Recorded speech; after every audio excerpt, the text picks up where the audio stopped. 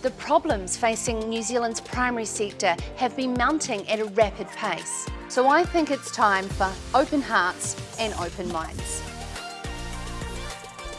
Welcome to Sarah's Country, where we discuss the matters that matter most. Monday, Tuesday and Wednesday evenings, New Zealand time from 7 o'clock, live across 15 different channels simultaneously in partnership with New Zealand's most trusted source for rural news, views and market analysis, Farmers Weekly. Wherever you are tuning in from around the globe, kia ora and welcome. We have another great show planned for you tonight. I'm your host, Sarah Perium, and it's my absolute pleasure to be with you for the next hour, taking your thoughts and questions and comments, of course, to our guests who are live with us. I want to kick off how Kiwis love a good small talk. How's the weather? To urban New Zealanders that may notice, at the crunch when the water restrictions kick in or the water bill comes, our farmers and growers live by it like a daily psalm from the Bible. It guides their way they live their life every day. Now, on page 5 of this week's Farmers Weekly, Philip Duncan explains that a La Nina weather event remains a possibility over the coming months to offer some valuable moisture boosting rainfall for the northern and eastern parts of the North Island. Fantastic news. We do need a wet spring across many parts of the country to cement some wins on the board going into what is becoming always now a very unpredictable summer due to climate change. It got me thinking about what we trust and don't trust. Now, I often hear those that work the land daily, the faithful preachers of that follow that movement that is the sky, saying, oh, I don't really trust that app anymore, or that forecast is not as reliable as it used to be. And you know what? The science of weather predictions is something that has been developing over generations to its current peak of the most accurate we've ever had in history. Go figure. Joel, now it gets me into this conspiracy theories that I wanted to talk about tonight. So I was out walking Dolly, as I do, my miniature schnauzer. I pop home, I have dinner at 5, and I put the face on, come back.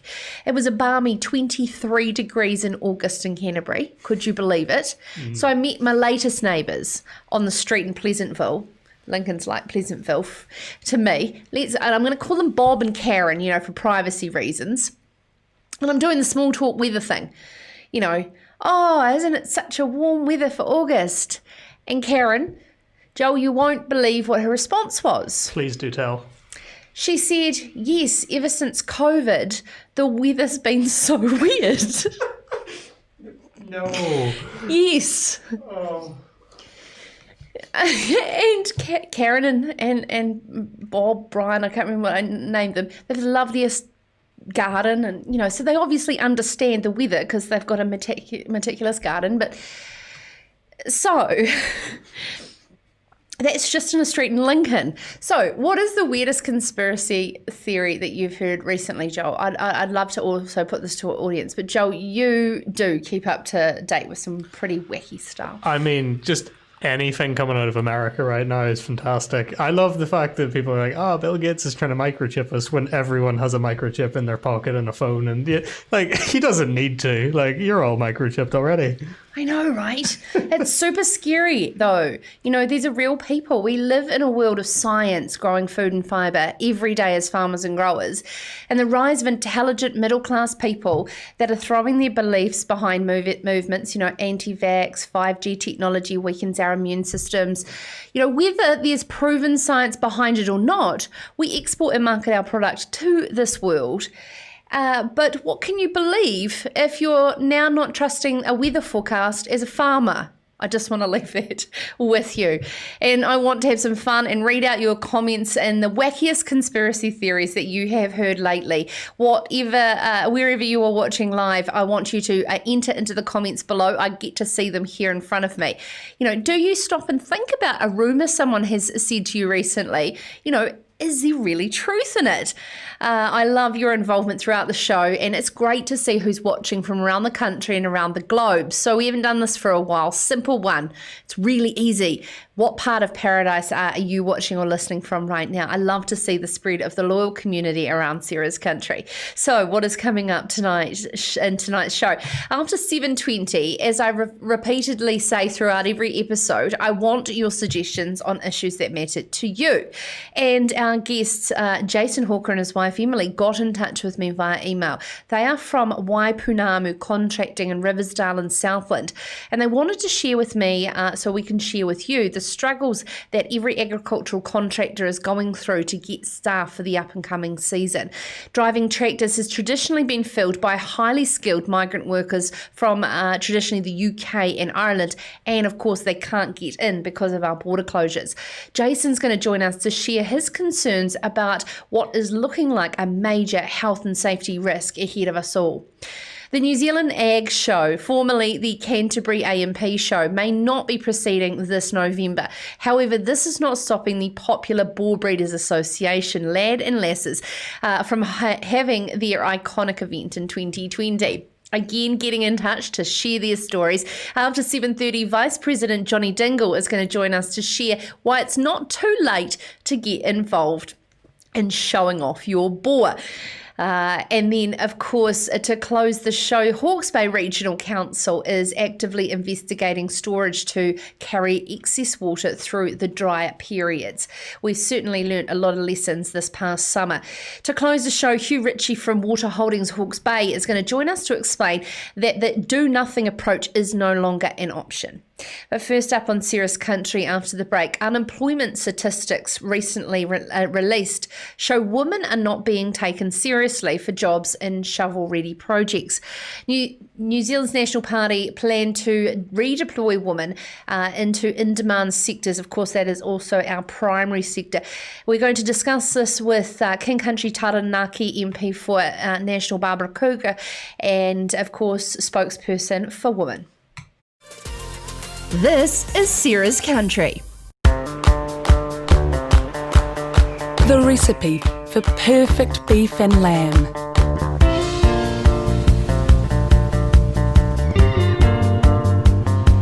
Take one small fresh country. Make sure it's nice and remote.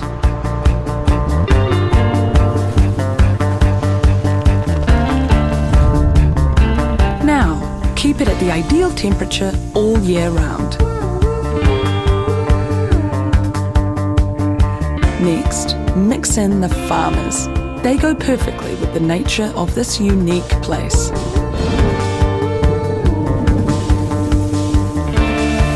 Add regular sprinkles of rain to really bring out the lush meadow grass. Then let your animals happily graze on this grass, all day, every day.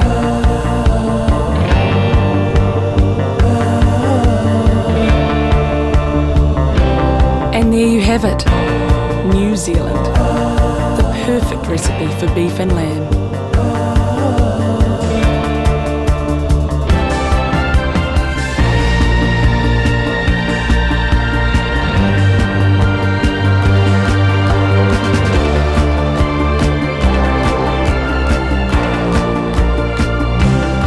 Taste pure nature.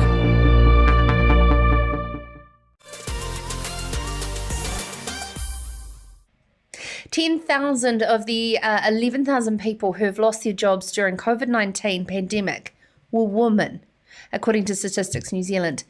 Now, she's stating that the term shovel-ready buries opportunities for women and the government's billions are poured into infrastructure projects.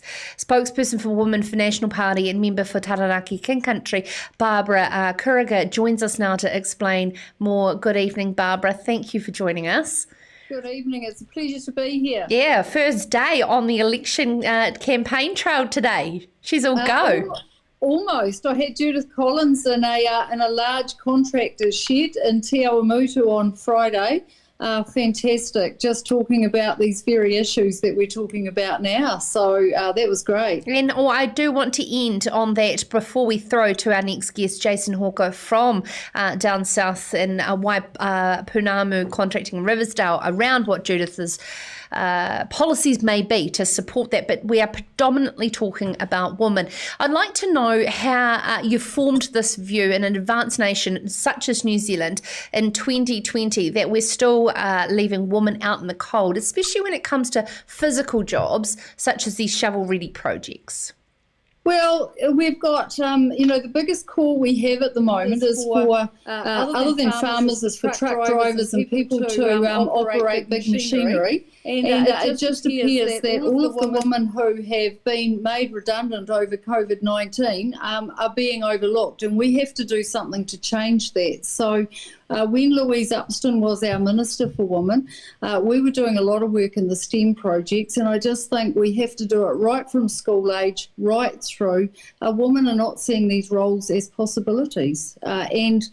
I was recently at Waikeria Prison where they're doing a massive rebuild there, so they need people in construction, and we saw women in there driving massive trucks and massive vehicles, and it's a mindset thing. Women can do anything. We just have to get the employers and the women themselves to believe they can do it. Okay, so you don't believe it's because women in New Zealand don't believe that they are capable of these jobs. It's about the pathways to allow for them to enter into that. So let's talk about those STEM subjects, because that is incredibly important, especially in the primary sector, to showcase opportunities from behind the farm gate right through. What would National do to encourage young people to get into the primary sector, Barbara?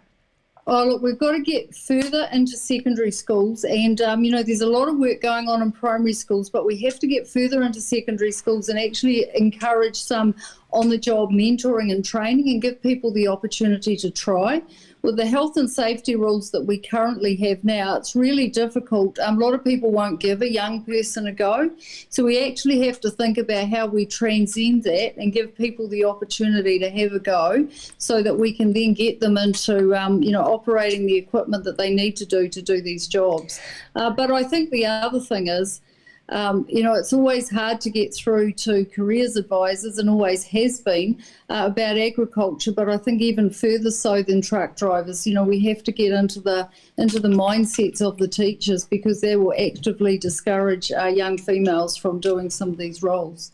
And a lot of it is sort of into ministries and that collaboration process and the division that goes on to be able to go from Ministry of Education, Ministry for Primary Industries, etc. I do just want to stay particularly on this fact of shovel ready and women being involved.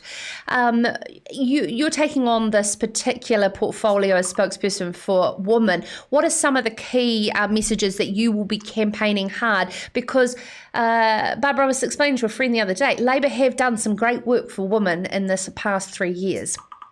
There are some good projects going on as well in terms of the agriculture that Honourable Damien O'Connor's got going around the opportunity grows here, and encouraging people to relocate from one area to another. My question is, and I keep actually talking to Damien about this very issue, is how successful is it being? People don't see it as a possibility to pick up their family, their children, maybe their spouse or the other half has a job. Actually getting people to relocate is quite difficult. And so, we need to be talking more about how we get people to shift. And that's a very valid point in the collaboration strongly with rural women, and that it is a village that raises a family and makes a family feel incredibly a part of a community in terms of being a part of the school and everybody wrapping around these people. What could we be doing more in our rural communities to welcome in redeployed urban people? Oh, I think rural communities are very welcoming. That's my other role. One of my other spokes roles is rural communities, and I think rural communities would welcome with open arms. I remember asking when I was very new, if I was the Prime Minister for a day, what would I do? And I said I would just get as many people to move out of the cities and come to rural New Zealand as I possibly could. And I think what we need to do as rural communities is actually show them the possibilities. They all love country calendar. They all love getting out of the cities. Whenever there's a long weekend, the motorways are blocked of them trying to get out into our wonderful green rural areas. I just don't think we've kind of got them at the mindset where they feel like they would be have the courage to move in. So we've just got to do some more work, I think, as over rural communities and agriculture and those industries as a whole, just to encourage them to come out. Barbara, before we get into, of course, what we said there, you alluded to earlier today with Judith Collins and Te Ao Mutu in a contractor's yard, and we're going into speaking to a contractor living with this daily and what National would do post-election should they be in power.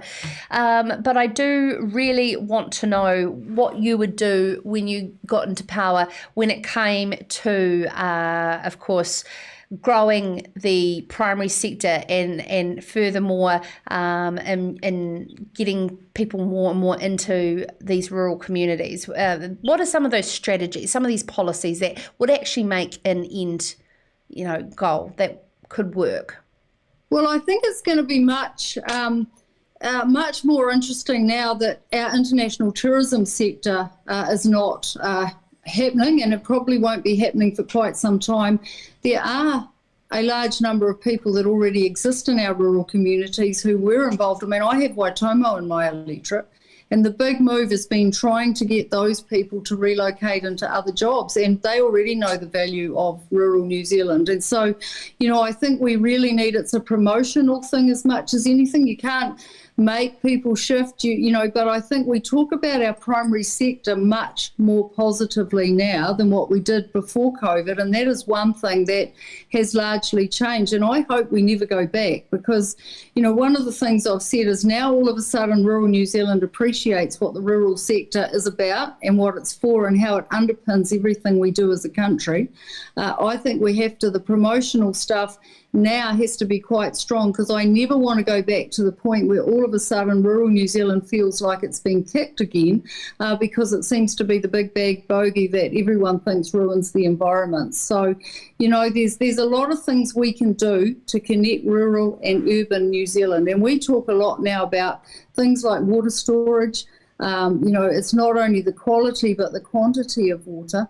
Now that we've seen Auckland have a massive drought, and we've seen Auckland's beaches being closed over various summers, there's a real opportunity now to engage in those topics that tend to bring rural and urban together. And I think that's when we start to do that and people start to see those possibilities, then there's a very good chance that we might find those linkages. Now, I understand when we're talking about border closures, where would National stand on this when it comes to skilled migrant labour that we so desperately need in the primary sector? Well, at the moment, we're keeping anyone here who is here.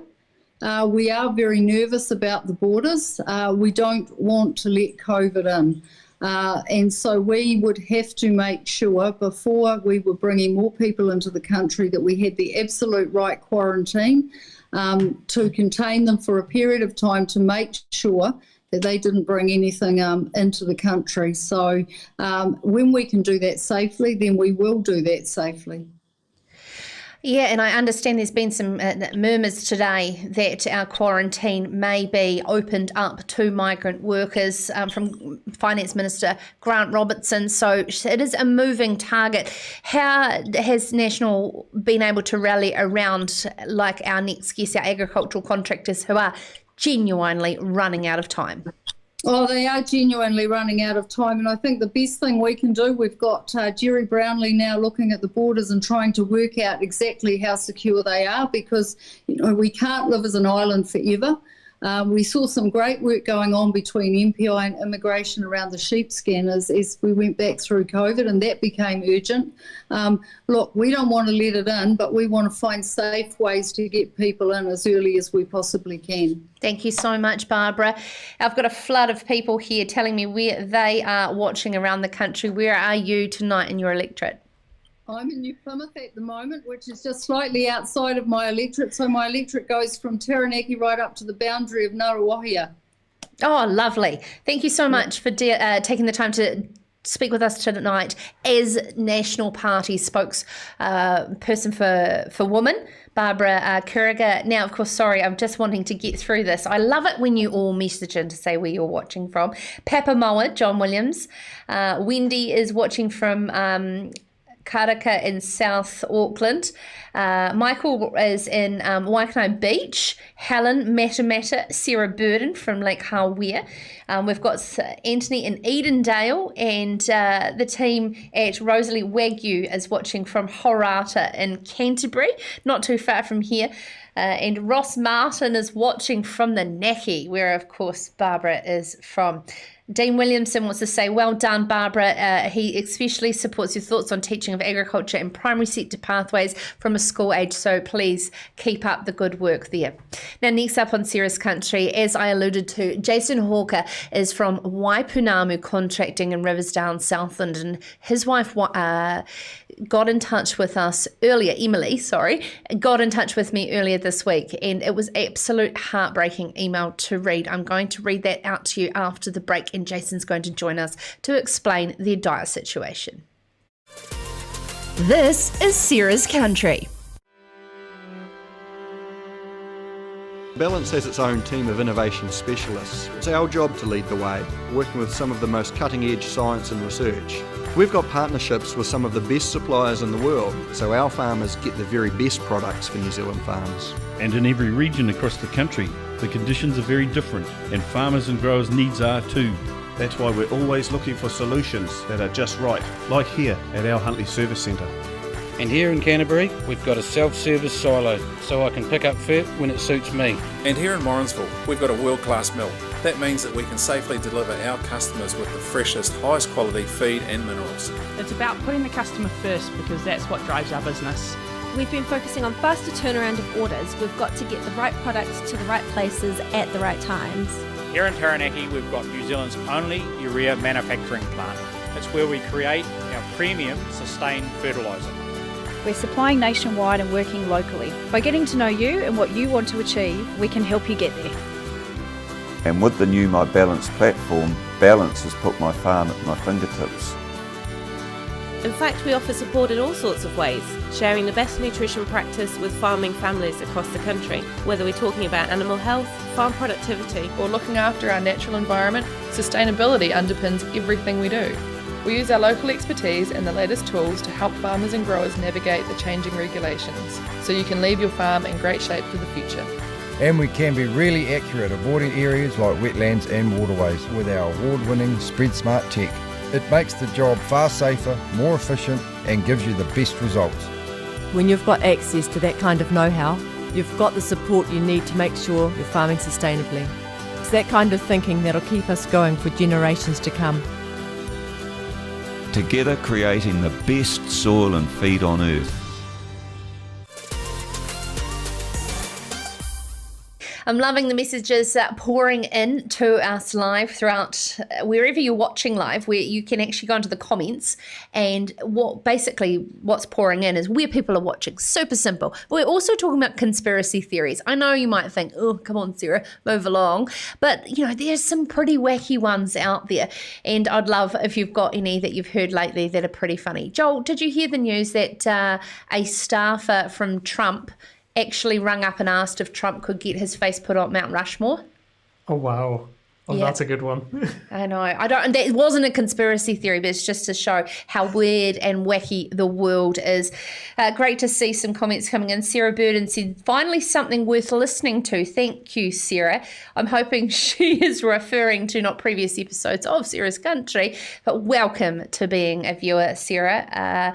Dean is, of course, watching from the mighty Manawatu, and Jessie is watching from Waikaya, Northern Southland, waiting to hear my fabulous boss speak next. And of course we're going to get to that.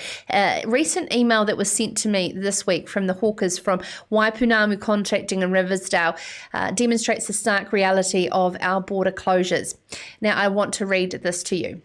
After several meetings with the Rural Contractors Association, MSD, which is Ministry for Social Development, and Immigration, it isn't looking likely that we're going to be able to bring in employees this season.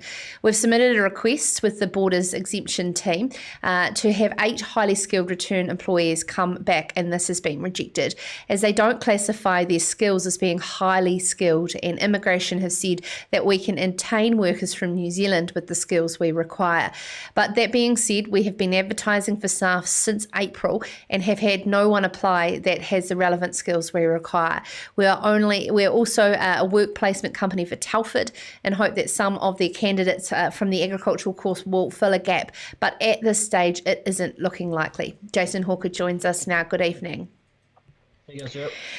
Very tough times out there, and probably some of the toughest that you've experienced in your career, I'd imagine. Could you just paint us a picture of what a normal season looks like for you staff-wise and the makeup of those staff?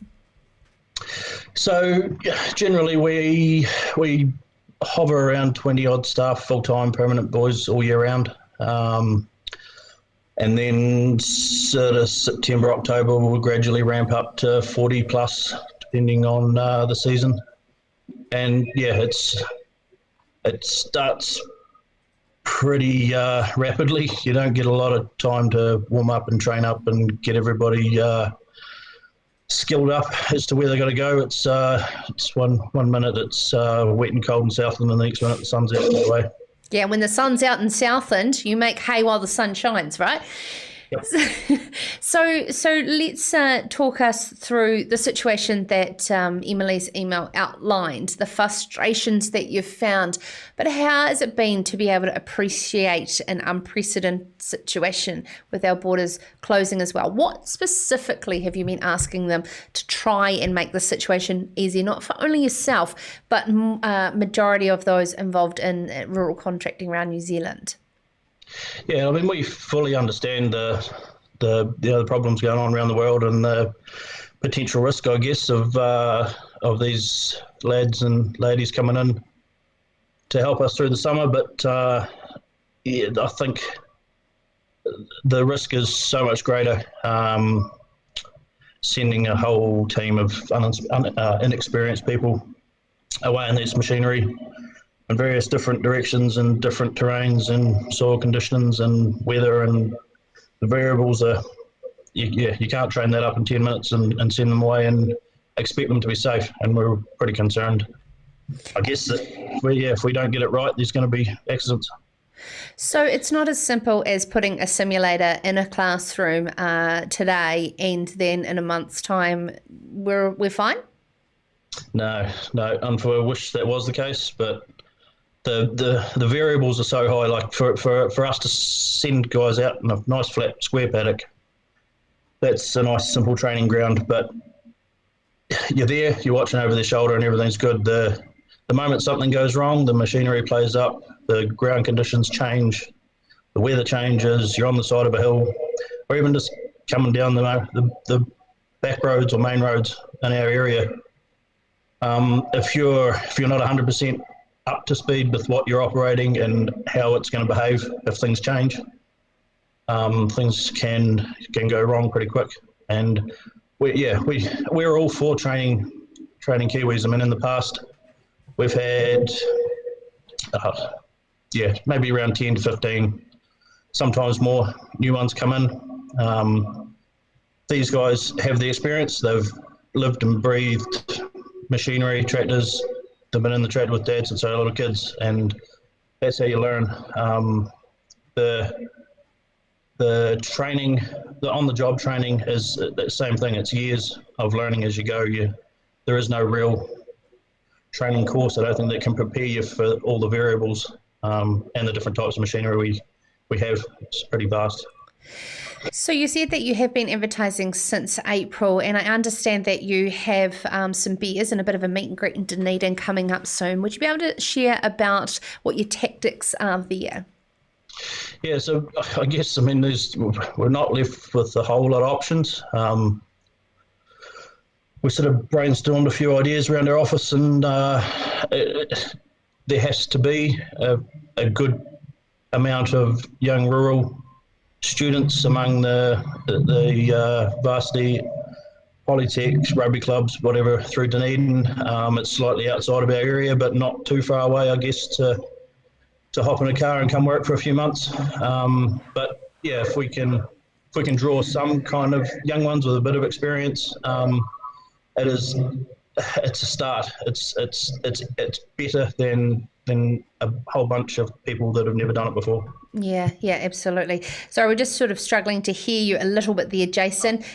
So just to apologise to our audience, but of course the key message is to come across. I just want to end on the fact of, what does a season look like to you? Extremely short-staffed. Our full-time permanent guys who are reasonably experienced on most of the gear we operate can only work so many hours. You can't expect 20 guys to do the work of 40. That in itself is dangerous. Then you can send a team of fresh, I guess, employees who are not really that experienced with some of our more experienced staff, but you need leading hands, foreman type guys that can actually take these new ones under their belt, head off for the day, and from sitting in the office that those people are going to be safe because they've got someone alongside them that is fully up to spec with what they're operating. So where to here next, Jason? You've been doing as much as that you can across the ministries and exposing the risks. That I've also seen here a list in support of all the dealerships and all the brands saying that they are at risk just as much from some of these potential accidents that could occur this season. Yep, and they've been fantastic in getting in support of us. I guess just putting the word and awareness out there that we're potentially staring down the barrel of some nasty things happening if we don't have the proper experienced operators hopping on this gear, and our dealers have been well aware of that and have gone ahead and put together some pretty good recommendations as to what they believe is an acceptable level of experience to be operating the machinery that we've purchased off them, that we're going to be running this year. Thank you so much for taking the time to not only get in touch with Ceres Country. Jason Hawker, Operations Manager for Waipounamu Contracting in Riversdale and Southland, alongside his wife Emily. You can, of course, get in touch with Ceres Country with any topics or that you'd like to bring to the fore, Sarah, at puriummedia.com. Joel, I'd like to put this to you. 100 days community transmission free of COVID.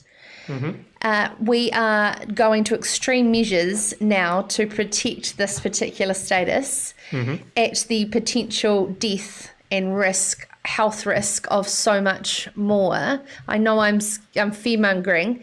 However, you put a situation like that, to what extent do you believe that you should have COVID border closures, which I know that you're a big fan of course, with your experience coming from Ireland, but like, is there a limit between life above all else? Yeah, I think it makes sense to keep the borders closed, but review on a case for stuff like this. You can review on a case by case basis, but Yeah, it's a tough one. I don't have any answers. I'm not being interviewed. Okay, you got a contractor, these guys are making 30 grand to 60 grand over a season, and it costs 3 grand to quarantine.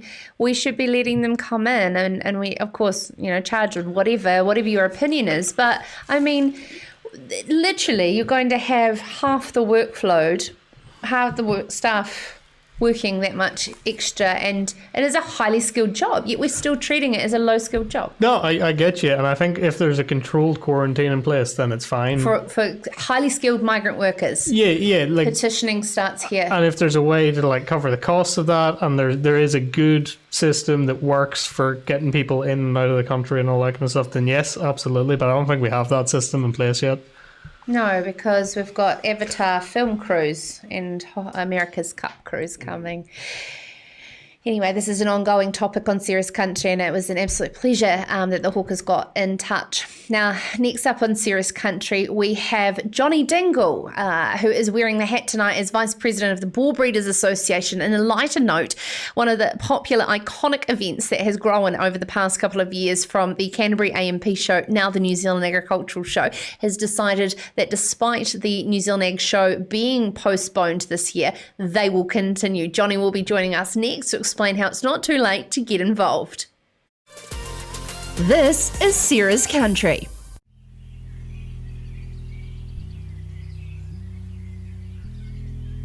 What we do, day in and day out, is not easy.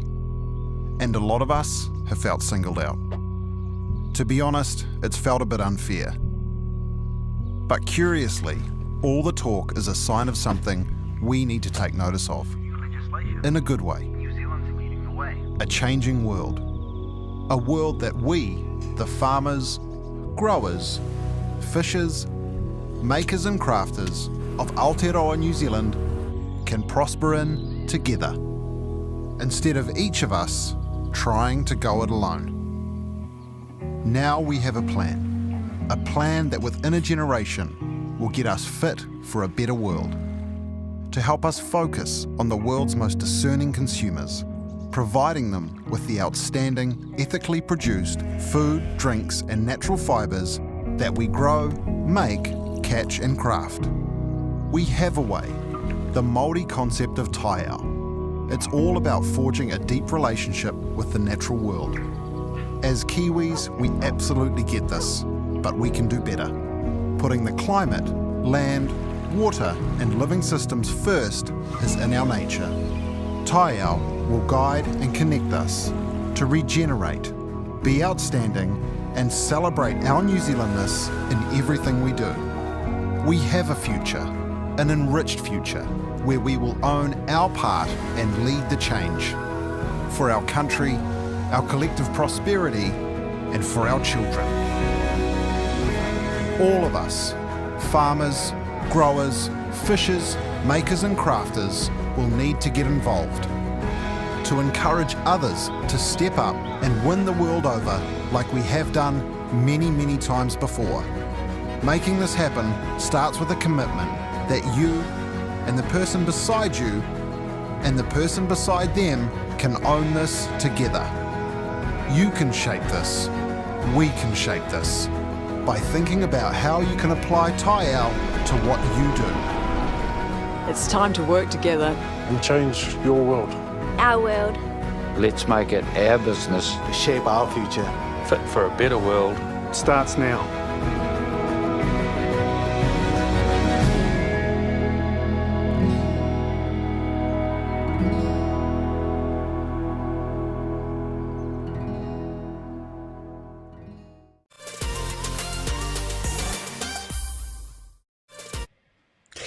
It all started back with a particular animal called Ramstein, I believe, a few years back, and it has grown in a cult following around the country, not only in Canterbury, expanding into provincial subcommittees such as the Hawke's Bay. And of course, this is the BOAR Breeders Association. And joining us now is Vice President Jonny Dingle from Canterbury. Good evening, Jonny. G'day, Sarah. Thanks for having me on. Am I right in saying it's become a bit of a cult following? Oh, I suppose you could say that... or popular.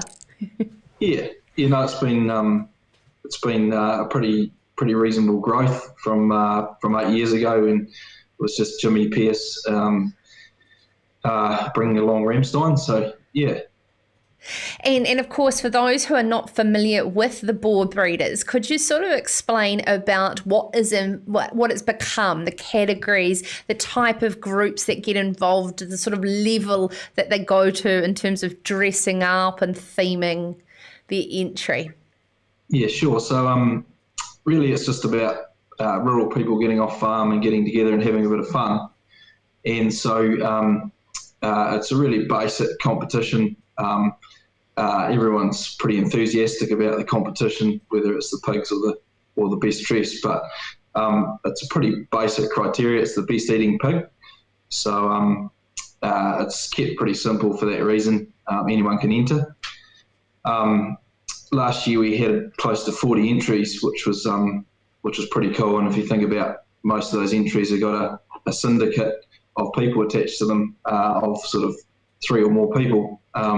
It's a lot of people involved, and range of people. We've got some female-only teams, bit of mixing up, and the one thing we've all got in common is to be there and enjoy the day and have your lagers here. I tell you what, I know those girls are mighty competitive, and certainly that paid off for them last year.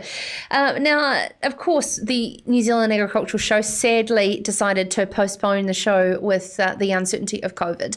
When was the decision made by your committee that no, you'll proceed and continue, and what does that look like for 2020? Yeah, cool. So about a month ago or so, we got together and ummed about whether we'd go ahead. And the main driver for going ahead was that it's been a bloody big year for everyone, and this whole pig breeders thing at the show's been put together to get off farm and have a bit of fun, and we thought what a better chance to kick into the guts and make it happen still. So yeah, so we it's normally held on the Thursday, and then we normally have a ball on the Friday, but thought we'd wrap it into one day. So we've got it happening on Friday the 13th of November from 11 a.m, the judging, followed by lunch at the Canterbury A P Show. We've got best dressed competition still, and the ball that same day in town. Now, of course, I'm not too familiar. I haven't been involved in actually breeding and bringing through a pig myself. So we're 10th of August now. How much time have people got if they watch this and decide, actually, we've always wanted to, and how do they go about it?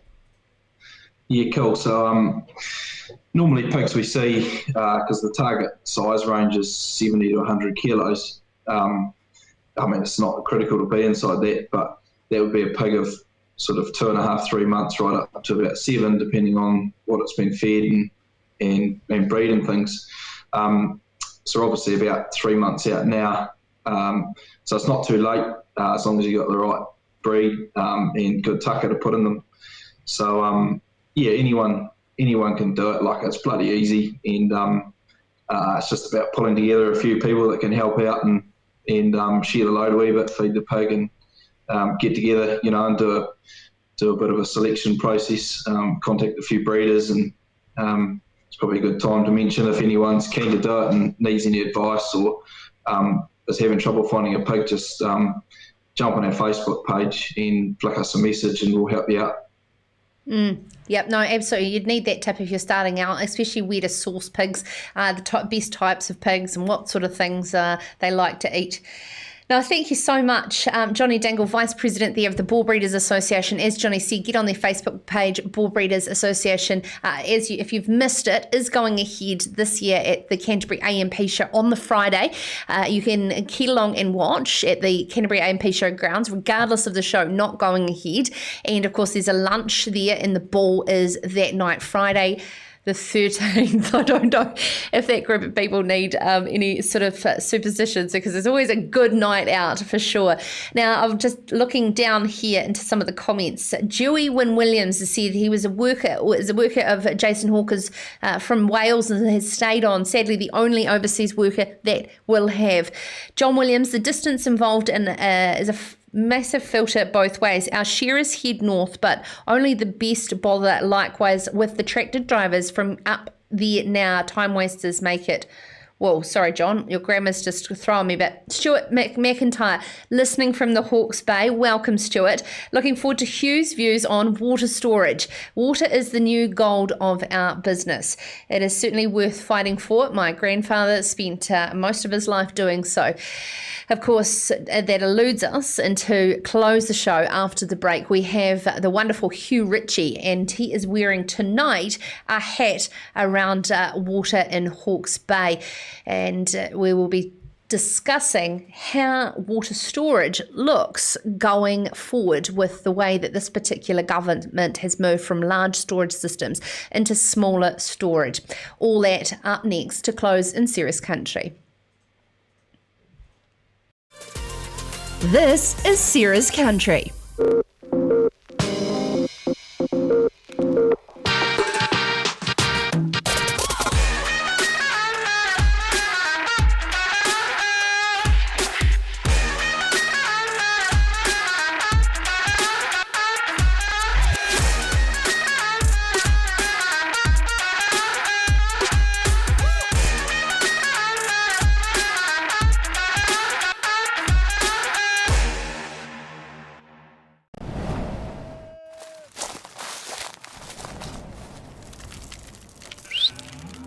Growing a better world takes courage. It takes foresight and vision. It's about dreaming big, then being brave enough to follow that dream through. To create a world where food is plentiful, soils are healthy, and rivers run crystal clear. A world where we grow more with less, where livestock is tended to with care. Energy is friend, not foe, and waste is a valuable resource. This is the world you're already shaping through imagination, innovation, and determination.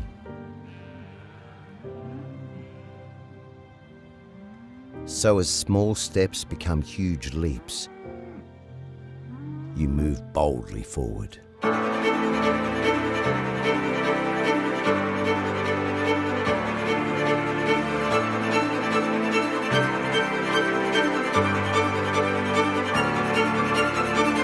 And Rabobank is there beside you to help grow a better world together.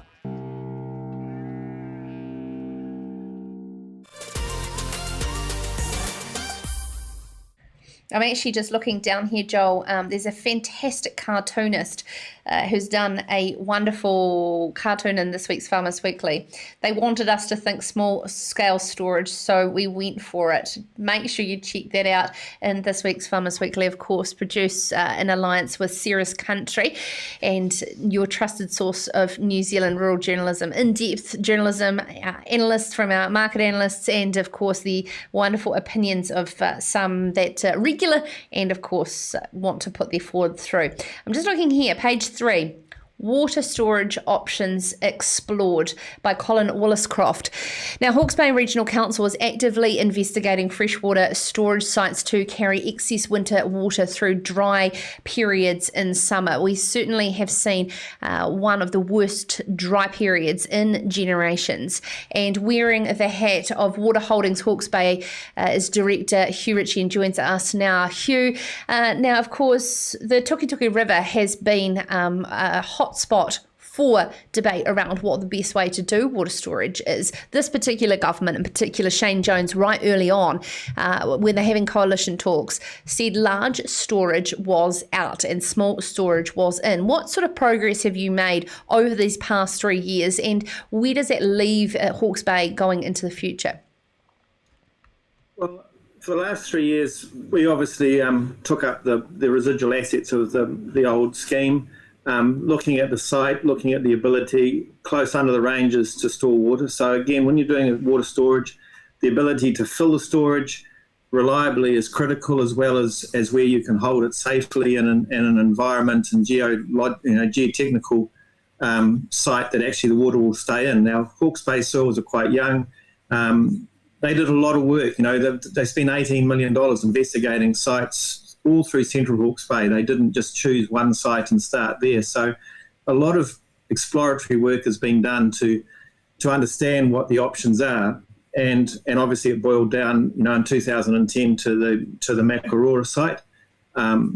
The Regional Council have come back in again this summer, has really highlighted, amongst other places in the country, that water is an absolutely critical component resource that we need to use. When the Tukitok River got to an all-time low, even though it's on halfway through its increased low flow, low flow regime has been changed under Plan Change 6. Again, it got lower than it's ever been and got hotter than it's ever been. So the reality is, without putting extra water into the system, even for the environmental side of the river, there's not enough water there to do it. It's not the fact that the extraction was going on, it's actually the fact that there just wasn't any rain in the ranges to make the rivers flow. So we're part of a much bigger stakeholder group that's looking, among other things, it's not just storage, it's looking at management, it's looking at managed actual recharge, it's looking at maybe different types of farming, land use change, all the options to see how we can conserve water. But part of that work was also looking at options. And again, they went through old work, new work, desktop work to try and identify new sites and open up the opportunities. Coming back to your original point, though, around scale, at some point, to keep river flows up, keep, community supplies going, and have water available for industrial use or irrigation or land use change.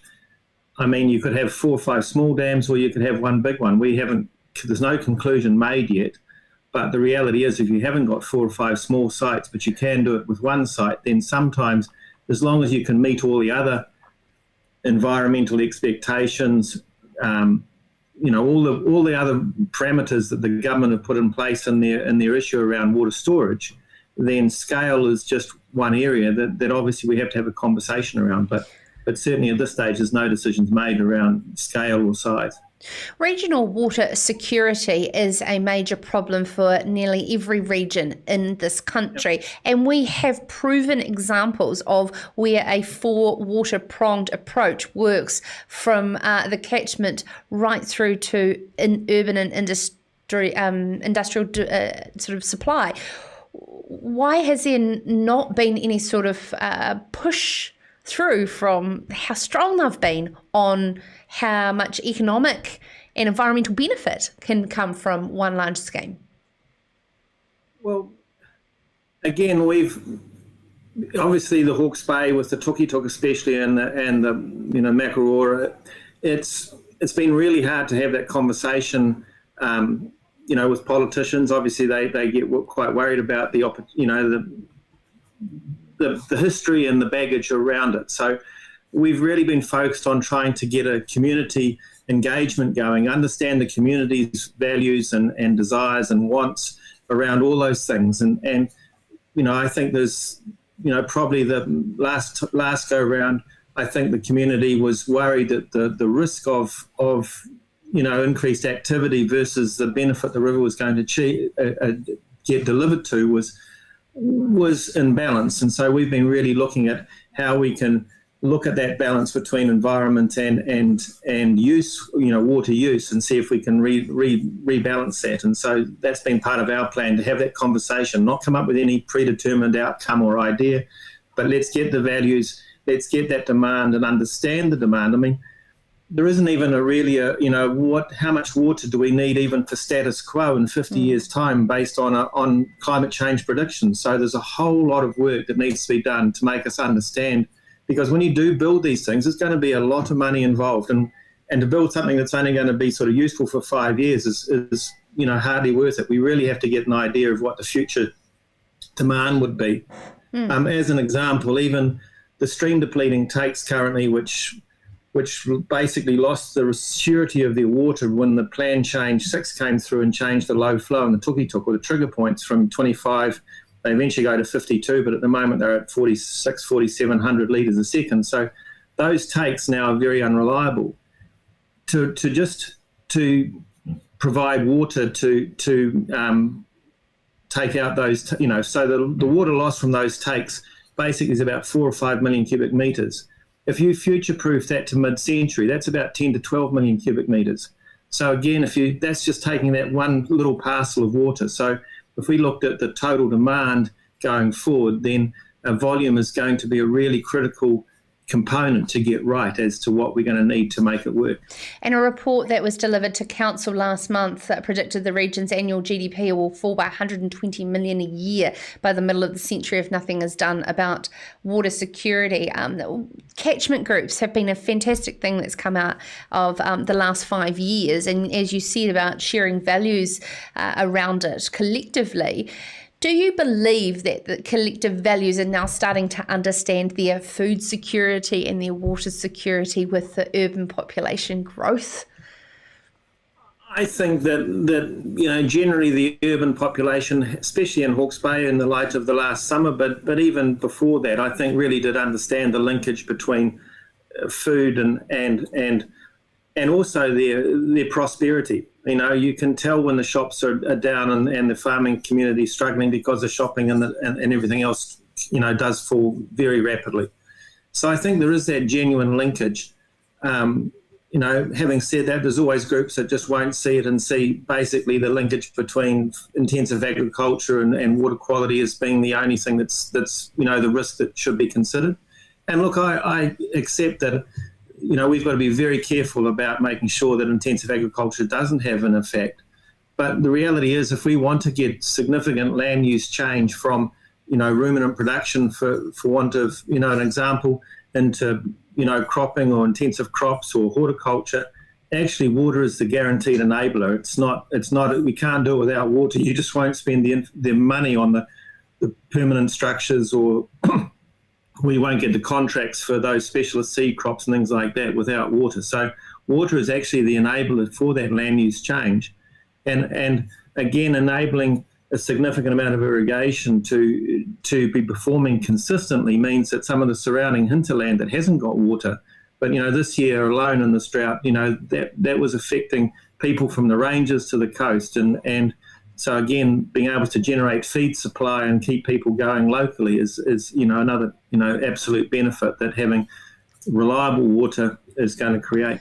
Hugh, I know you're heavily involved in the process of coordinating feed through the Hawke's Bay. If we were to think about pre-planning for a season ahead, potentially to be equivalent, what would your advice be to farmers now in winter to plan ahead?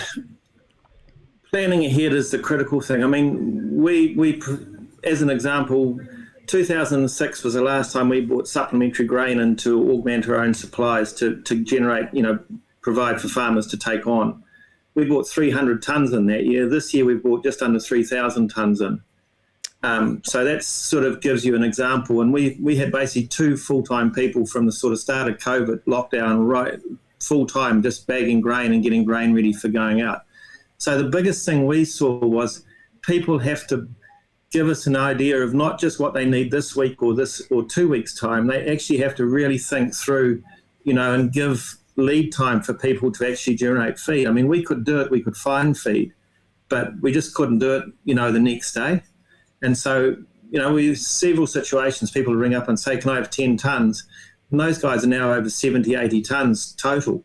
And yet if we had booked and ordered 70 or 80 tonnes, I know that you can't predict how long, but you just have to be a little bit more, I think, a little bit more realistic in your expectation. If it hasn't rained by X, then you're going to need feed till June or whatever like that, and then plan that, because it just makes it so much easier to forward book feed and get it at a price that's realistic. Absolutely. Thank you so much, Hugh Ritchie, for taking the time to join us. Of course, he is wearing the hat as Water Holdings Hawke's Bay Director, and there Hugh wears many, many hats across the industry, has and will continue to do, I know. It really is a gambling game, farming, and I certainly... and my thoughts are with people making those hard decisions. Someone said to me the other day, have you ever calculated the amount of money you'd make by quitting stock early. And it is a very valid point when rather than waiting to put on gain that doesn't come and in turn costs you more. And it really is an absolute challenge to navigate hard things that are completely out of your control. And controlling what you can control sometimes gives you the anxiety to disappear, and we can grab a hold of life again. Thank you so much for taking the time to join us wherever you have been watching or listening live to Sarah's Country, and of course our huge growing audience on demand on podcast. If you haven't had the chance to subscribe to Sarah's Country wherever you listen to podcasts, please do. And if you're interested in all of the stories you've heard tonight and many, many more, go to farmersweekly.co.nz for the great in-depth journalism from years and years of experience from our reporters and analysts, and of course opinion makers across New Zealand about the matters that matter most to farming, food and fibre in Aotearoa, New Zealand. We will be back tomorrow night from 7 o'clock, and of course you can get in touch with us, Sarah at periummedia.com. Good night, go well.